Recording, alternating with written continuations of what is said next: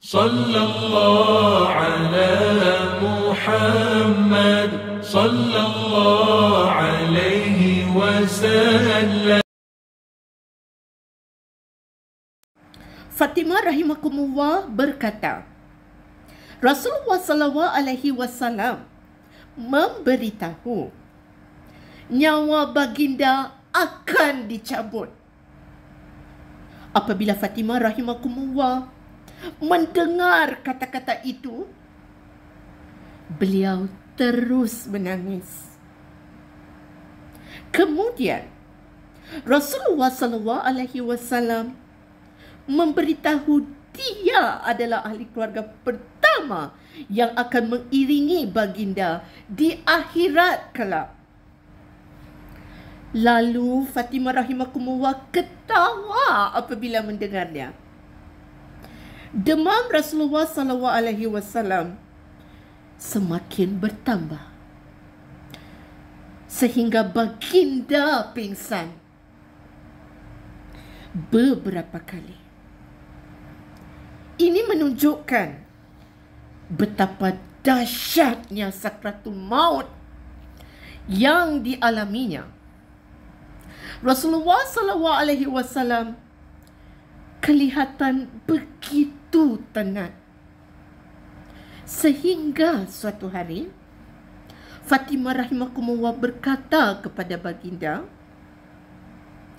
"Wahai ayahku, ayah kelihatan begitu tenang." Rasulullah sallallahu alaihi wasallam menjawab,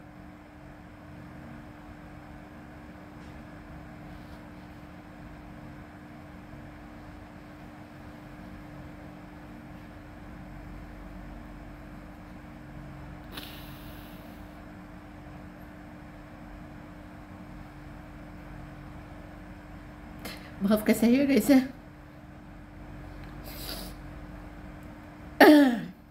Rasulullah sallallahu alaihi wasallam menjawab, "Selepas hari ini, ayahmu tidak akan menanggung sakit lagi." Ini bermakna Rasulullah sallallahu alaihi wasallam akan berpindah dari alam ini ke alam abadi dan bahagia, iaitu syurga.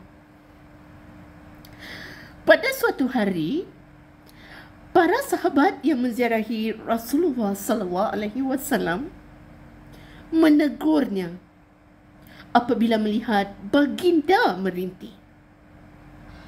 Mereka mengingatkan baginda, iaitu orang sakit tidak merintih dan mengeluh. Baginda menjawab, "Usahaku untuk tidak mengeluh masih lebih besar berbanding usaha dua orang." Rasulullah sallallahu alaihi wasallam terus mengerang kesakitan sehingga ketika Usama bin Zaid datang menziarahinya, baginda tidak dapat bercakap dan hanya memberikan isyarat kepadanya.